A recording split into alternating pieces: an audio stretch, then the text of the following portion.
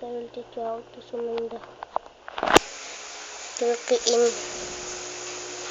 the new boss in Terraria intends keeping the turkey.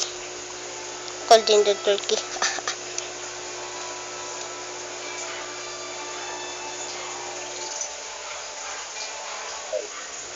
Okay, let's go to your merchant.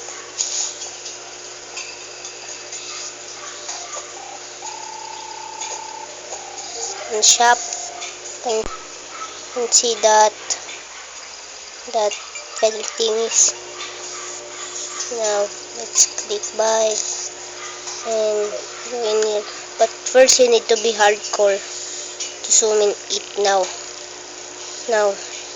What you need first stuffing find in the hell in the demon world things or fire imp, but they cannot easily get in the voodoo demon or demon and the demon and fire imp. Just go to your hell in the underworld. Sorry for talking to hell.